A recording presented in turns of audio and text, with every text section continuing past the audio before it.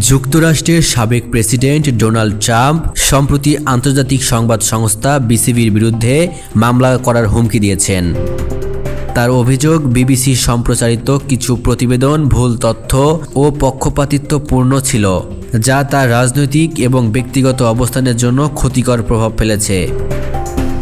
ট্রাম্পের পক্ষ থেকে জানানো হয়েছে, সংবাদ মাধ্যমের মাধ্যমে আমার বিরুদ্ধে বিভ্রান্তিকর তথ্য প্রচার করা হয়েছে, যা গোপনীয়তার লঙ্ঘন ও মানহানি সৃষ্টি করেছে।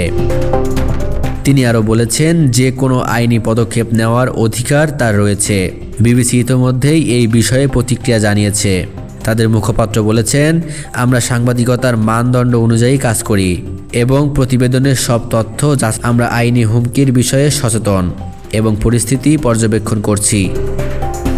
বিশেষজ্ঞরা বলছেন, এটি মধ্যপ্রাচ্য ও যুক্তরাষ্ট্রের মিডিয়া ল্যান্ডস্কেপে নতুন উত্তেজনা সৃষ্টি করতে পারে এবং রাজনৈতিক নেতাদের সাংবাদিকদের ওপর চাপ প্রয়োগের ইঙ্গিত হিসাবেও দেখা হচ্ছে।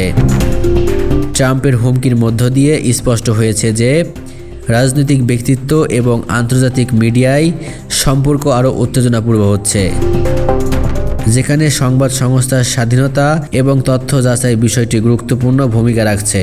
এই মামলার সম্ভাবনা এবং ট্রাম্পের পদক্ষেপ আন্তর্জাতিক সংবাদ মাধ্যম ও আইনি বিশেষজ্ঞদের মধ্যে বিষয়টি নিয়ে বিতর্ক তোলার সম্ভাবনা সৃষ্টি করেছে। এটি কেবল ট্রাম্পের জন্য নয়, বিশ্বের মিডিয়া সংস্থার জন্য নজরদারি বিষয় হয়ে দাঁড়াচ্ছে।